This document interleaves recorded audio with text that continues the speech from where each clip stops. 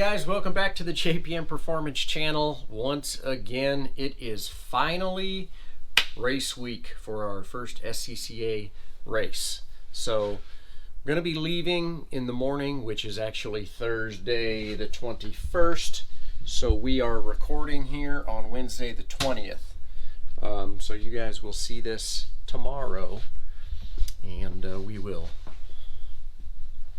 I'll be driving, so I won't be able to do it tomorrow. So anyway, shop tour time.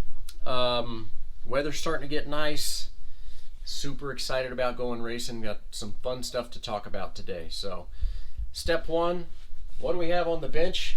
Engine number 2 for the Joseph guys, Jared and his son. So first engine's completely done. Currently working on the next engine, of course. The block is here. I have the crank in it. Just finished grinding piston rings, and we'll get the bottom end assembled, do some compression calculations in case I need to order a head gasket, which obviously has always been a problem, and then we'll kind of go from there. So let's work our way around the shop a little bit and see what's going on today. So you can see the BMW is sitting over here in loading position, is what I like to call it. Cleaned her all up this morning, shining like a diamond, ready to go into the trailer so we can get rolling tomorrow. We'll go over a few more pieces about that shortly. So I'm going to be taking this engine down to Jared tomorrow, so it's all finalized, ready to go. And since he's out of Tulsa, he gets an opportunity to get some free engine delivery, which is never a bad thing. One of the things I wanted to show you guys this week, last week I was talking about how these front license plates really hinder the amount of air going into the car. Well, the customer actually came, dropped off a bunch of goodies, and I mentioned this to him, and he's like, when you're on track, I did this thing where it's on a hinge. So when the air hits it, it goes up and lets the air into the front. That's pretty cool, I thought. So thought I'd share that with you just in case you get as big a kick out of it as me. I like to play with it a little bit. He says, all the pictures of the car on the track, the license plate is back. I'm like, pretty genius idea. So I kind of wanted to talk about loading up the trailer. Kind of go through a couple of things, you know, kind of the spares that I like to have in my trailer over the winter. And we talked about this. I always bring in all of the electronics, seals and gaskets, calipers, hubs, because I don't like any of that stuff getting frozen because my trailer does sit outside. So I kind of have everything lined up here. So if we kind of go through this a little bit, spare radiator, obviously brakes, gaskets and hoses, calipers. One of the things I like to do is to be ready to change a flat tire on your trailer. If you have driven across the country pulling a trailer, you have blown a tire.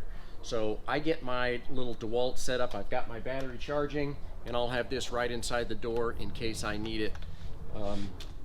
If you're going to use one of these at the racetrack for your car anyway, you might as well have it ready for the trailer. So I've got sawzalls, spare fuel pumps, plugs and gaskets, drive shafts, axles, a spare differential, radios, and obviously Sunoco race fuel ready to go. And of course, never go to a road race without good rain tires. So I've got these really good Hoosier wet tires as well as my dries, and I have a new set on the car as well. So one of the best ways to stay organized is to have a list. So I have this list that talks about everything that I like to have in my trailer. Every time that I pack to go to a race, I just go down the list, check and make sure that I have everything in the trailer, because sometimes, so I've got everything from engine oil to brake clean, all of your consumables. So I like to go back through and make sure that I have that stocked up. Now, a lot of these parts will stay in the trailer for the summer, but you will use things like oil and brake clean at the track, so make sure that you're constantly restocking. So the other thing I wanted to touch on, obviously if your trailer has been sitting, get out and make sure that you check your tire pressure. So I'm getting ready to check the tire pressures on the golf cart as well as on the trailer. So I've got 2 tips of the day today. Good, how are you? Good. Tires getting delivered. 2 tips of the day today. Check your tire pressures is the first one. Something that I came up with a few years ago, and I didn't, obviously, someone told me about it. I've got these little sensors that I screw onto the tire, and this goes up to a monitoring system in the RV. And you can set these, it's fully programmable to where it will give me a warning if the tire is starting to go low or if it starts to get over temperatured, and you can set those on your right on the monitoring system. So I can't remember the name of the monitoring system, but if you Google tire pressure monitoring system, you'll find it. It's no big deal. So these just have little batteries in them, which I actually change every season to make sure that I don't run out of juice. And so that's kind of our first tip of the day.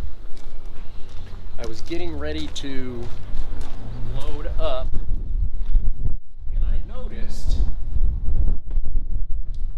that my straps here, so one of the things that I always do is I don't have a lot of excessive length when I'm strapping this in. You know, I just need a certain amount of length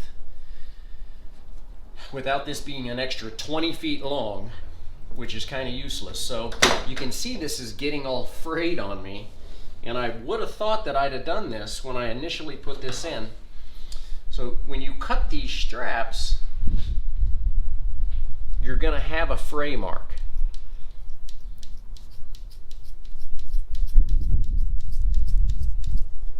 You probably need sharper scissors than I have to make this easier. But once I get through here, come on, baby. A little longer than a few minutes later. Come on. There we go. Okay. I use my little torch. Burn these ends. It's just nylon, and then you can prevent this from fraying. Do that one. Obviously I didn't do it because this one has frayed a little bit as well. So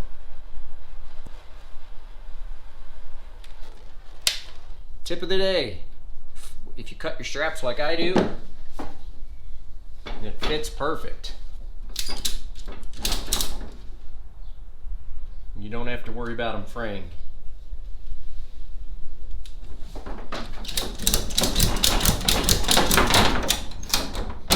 And you also don't have 10 miles of strap. So that's something that I like to do. So what I'm doing here, in the fall, I swept everything out. I like to keep my trailer nice and clean. I've got my boards that the car will sit on at the track.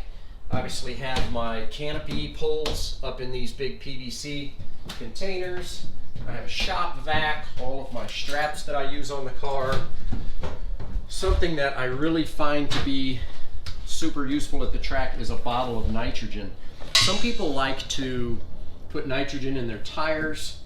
To me, that's more of a pain in the butt than it's really worth, as long as you have good filtered air and you don't have a bunch of water. So I have a really good filter system in the shop that gets all the water out, and obviously I mount and balance my own tires. Chopper, it's a chopper. Mount and balance my own tires, so I know that I don't have a bunch of water in there. But all of my spares will be coming in and being stacked nice and organized and neatly in the cabinets. So that way I know where everything's at, where it should be. And when you're at the track and sometimes you get yourself into a little bit of an emergency fix mode, it's best to know where all of your tools are, all of your spares, and things like that. So we're getting loaded up. I'm going to get loaded up here. We're heading to Hallett this weekend. Super excited. Should be a really good race weekend. Looks like we might have a little bit of dry and a little bit of wet, and get to race with against a good friend and customer of mine. Matt Reynolds is going to be bringing his Miata.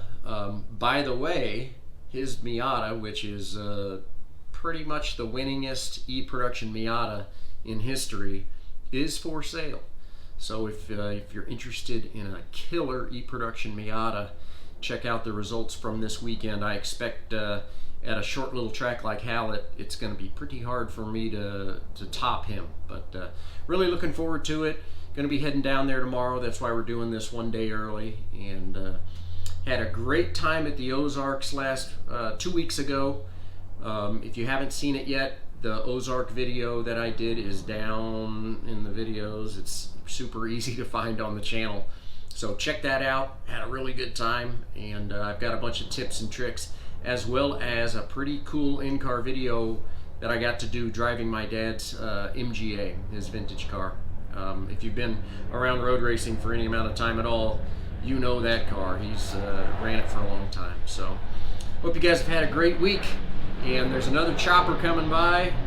They must be doing some testing, but we'll have a full Hallett race report next week, and I'll see you then. Thanks for watching. Take care. I like to play with it a little bit. He says all the pictures of the car on the track, the license plate is back. I'm like, pretty genius idea.